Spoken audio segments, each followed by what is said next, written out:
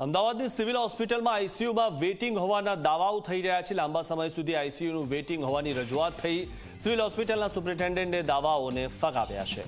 આગામી સમયમાં 300 આઈસીયુ બેડના વધારાનું આયોજન છે।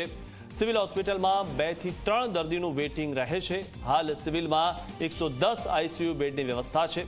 આઈસીયુ ડાયનામિક વિષય છે।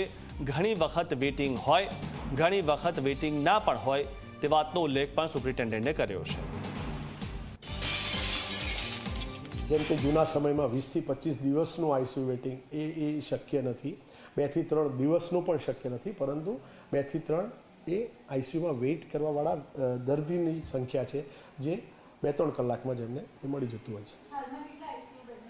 110 બેડની સુવિધા છે। ટીબીના બેડ અલગ છે, એના સિવાય જોઈએ તો 110 બેડની સુવિધા છે। જે પહેલાં હું એમ કહીશ કે 55 હતા, પછી એમાંથી વધારીને 85 થયા અને પછી ધીરે ધીરે કરીને અત્યારે 110 બેડનું આઈસીયુ સિવિલ હોસ્પિટલ પાસે કાર્યરત છે।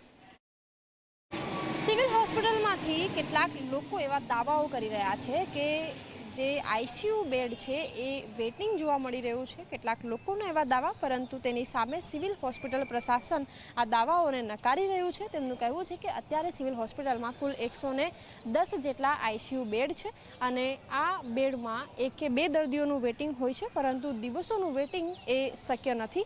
આની સામે જ થોડાક સમય પહેલાં જ પ્રધાનમંત્રી નરેન્દ્ર મોદીએ સિવિલ હોસ્પિટલનું જે રીડેવલપમેન્ટનું કામ લોકાર્પણ કર્યું છે તેમાં પણ 300 જેટલા આઈસીયુ બેડ નવા નિર્માણ પામે તે પ્રકારે આયોજન કરવામાં આવી રહ્યું છે અને હાલ જે વેટિંગ કે જે આઈસીયુમાં જોવા મળી રહ્યું છે એ ઘણા દિવસે વેટિંગ હોય છે, પરંતુ ઘણા દિવસે વેટિંગ નથી પણ હોતું, તે પ્રકારનું નિવેદન સિવિલ સુપ્રિન્ટેન્ડન્ટ રાકેશ જોશીએ આપ્યું છે।